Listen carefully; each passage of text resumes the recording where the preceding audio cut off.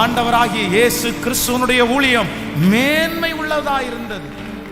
உலகத்தான பாருங்க, கடையை ஓபன் பண்ணாங்க அப்படின்னு சொன்னா காலையில அந்த ஷட்டரை லைட்டா கொஞ்சம் அப்படியே தூக்கி வச்சுட்டு எல்லாம் முடிச்சு அப்படியே உட்கார்ந்து அந்த கிண்ணத்தை நல்லா தொடச்சு அந்த எண்ணெய் எல்லாம் அழகா தொடச்சு தூசி தட்டி அதுல ஒரு டம்ளர் தண்ணி வச்சு ஒரு எலுமிச்சங்க பழத்தை உள்ள விட்டு இல்லைன்னா ஒரு பாலை எடுத்து உள்ள வச்சு எல்லா இடத்துலையும் குங்குமத்தை அப்படியே நீட்டா வச்சு அதுக்கப்புறம் கடையை திறந்து அந்த பத்தி பாருங்க, பத்தியை ஃபுல்லா அங்க பத்த வச்சு அதை கொண்டு போய் எல்லா இடத்துலையும் அப்படியே காமிச்சு அதுக்கு பிறகுதான் சொல்லுங்க சார் என்ன வேணும் சார் அப்படின்னு கேட்குறாங்க.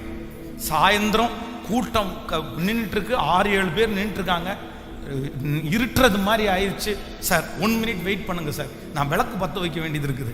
அப்படியே எல்லாரையும் நிற்க வச்சுட்டு போய் காலையில் இருந்த எல்லாத்தையுமே சுத்தம் பண்ணி திரும்ப விளக்க பற்ற வச்சுட்டு கடவுளுக்கு முன்னாடி ஃபர்ஸ்ட் விளக்க பற்ற வச்சதுக்கு அப்புறம் தான் நான் என் வேலையை ஆரம்பிப்பேன்னு சொல்லி அதற்கு பிறகு வந்து லைட்டை போட்டுட்டு அதுலேயும் ஒரு சாமி கும்பிட்டுட்டு என்ன வேணும் சார். அப்போ வந்து ஆண்டவருடைய பிள்ளைகள் வேதம் சொல்லுகிறது, என்னை கனப்படுத்துகிறவனை நானும் கனப்படுத்துவேன். முதலாவது தேவனுடைய ராஜ்யத்தையும் அவருடைய நீதியையும் தேடுங்கள், அப்பொழுது இவைகளெல்லாம் உங்களுக்கு கூட கொடுக்கப்படும். உங்க வாழ்க்கையில இருக்கிற சில பிரச்சனைகளுடைய முடிவு நான் உங்களுக்கு சொல்றேன், நீங்க என்னதான் முட்டி மோதினாலும் அது முடிவுக்கு வராது.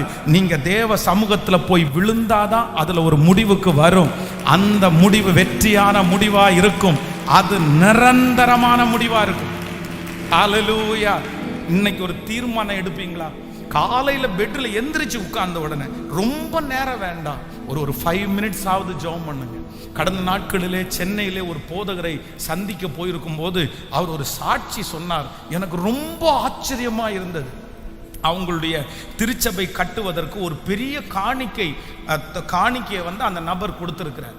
அப்போ கொடுக்கும் போது அவர் சொன்னாராமா ஒரு வார்த்தை, சார் நான் ரட்சிக்கப்பட்டு 35 வருடங்கள் ஆகிறது, 35 இயர்ஸ். 35 வருஷத்துக்கு முன்னாடி நான் இந்த ரோட்ல ஒண்ணும் இல்லாதவனாய் பிச்சை எடுக்கிற ஒரு அனுபவத்துக்குள்ள நான் இருந்தேன். ஆனா அன்னைக்கு காலையில ஒரு நாள் ஆண்டவராகிய இயேசு என்னை தட்டி எழுப்பி என்னை ஜெபிக்க வைத்தார். 4 மணிக்கு எந்திரிச்சு அன்னைக்கு ஜெபிக்க ஆரம்பிச்சேன். 35 வருஷம்